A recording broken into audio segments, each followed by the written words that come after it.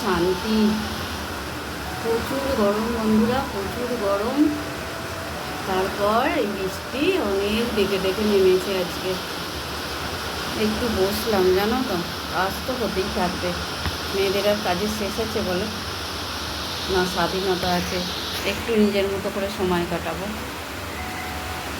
ভালো লাগছে না। ভাত বসিয়ে এসেছি, সকালে জল খাবার হয়ে গেছে, রান্না করব। আর এই যে একটু বৃষ্টি দেখছি। ও বাবা, বন্ধ হয়ে গেল।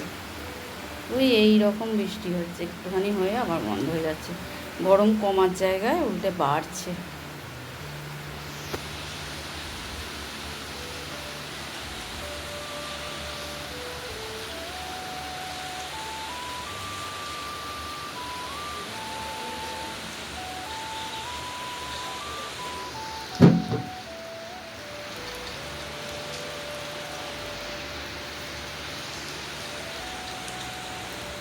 তো বন্ধুরা, বললামই তোমাদেরকে যে সকালে জল খাবার হয়ে গেছে, তারপর এখানে এসে রান্না বসিয়ে দিয়েছি।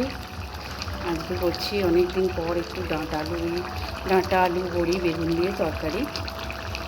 আর এই গরমকালে তো এই তরকারিটা সবাই বাড়িতে প্রায় কমন। আমাদের অনেক দিন হয় না, জানো তো, এই ঝোল এটা ওটা সেটা হচ্ছিলো। তো কালকে অনেক দিন পর আবার ডাঁটা আনা হয়েছে, তো ডাঁটার তরকারি। আর এখানে ভাত হয়ে গেছে। ভাতে আজকে এখন হাঁড়িটার কী অবস্থা, ওটাকে পরিষ্কার করতে হবে।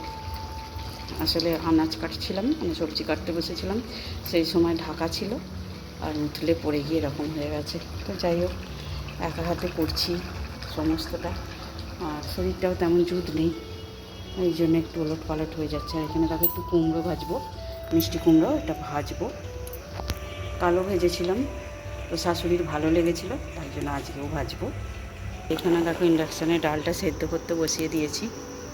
কাজটা যতটা আর কি এগিয়ে যায়, ওদিকে ভাত আর তরকারি হচ্ছিলো বলে আর এখানে আমি ডালটা সেদ্ধ করতে দিয়েছি। এবার তরকারিটা নামাবো, আমি ডালটাও একটু সম্বার দিয়ে দেবো।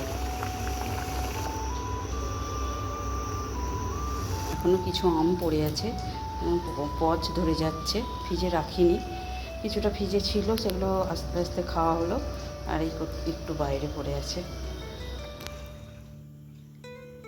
তো বন্ধুরা, রান্না করতে করতে একটু ক্লান্ত হয়ে পড়েছিলাম, তো হঠাৎ করেই একটা রাঁধুনি ভাড়া করলাম, জানো তো।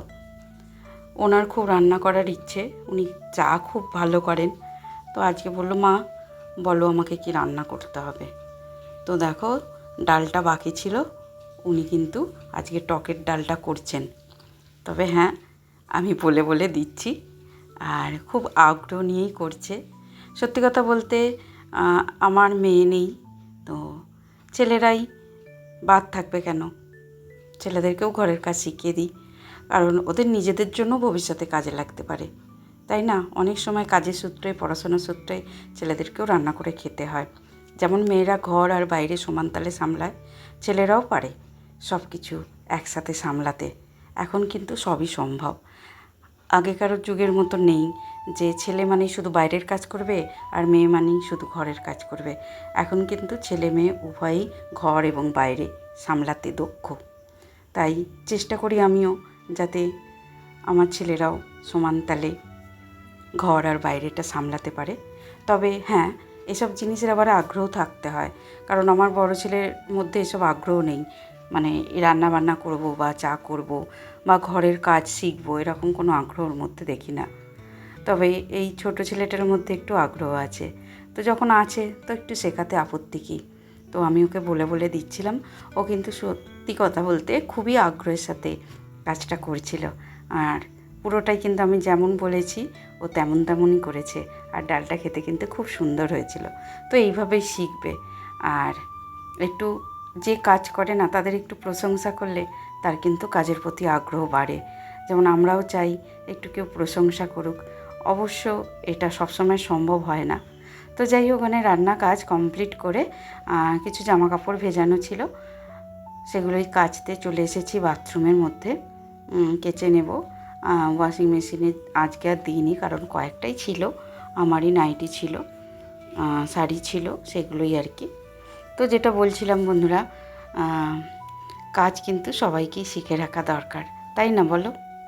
হ্যালো বন্ধুরা, ঘড়িতে এখন 1টা বাজে। আমার সব কাজ কমপ্লিট, স্নান হয়ে গেছে, পুজো হয়ে গেছে। এই দেখো একটু ছাদে এলাম, দেখেছো কেমন মেঘ করেছে, আকাশ জুড়ে আজকে মেঘ করেছে। সকালে এক পশলা বৃষ্টি হয়েছিল কিন্তু থেমে গেছিল।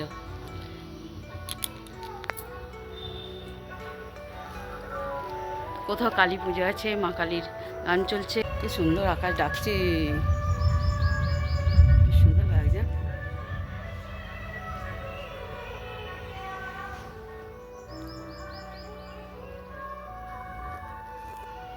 তো চলো বন্ধুরা, আজকের মতো ব্লগটা এই পর্যন্তই রাখলাম। ভালো লাগলে লাইক কমেন্ট শেয়ার করো, সাবস্ক্রাইব করে চ্যানেলটার, আর আমার পাশে থেকে যাও, চ্যানেলটা সাবস্ক্রাইব করো। এসব ভুলভাল বকছি, আসলে ভালো লাগছে না, এনার্জি লস, কিন্তু আকাশটা মেঘলা দেখে বেশ ভালো লাগলো।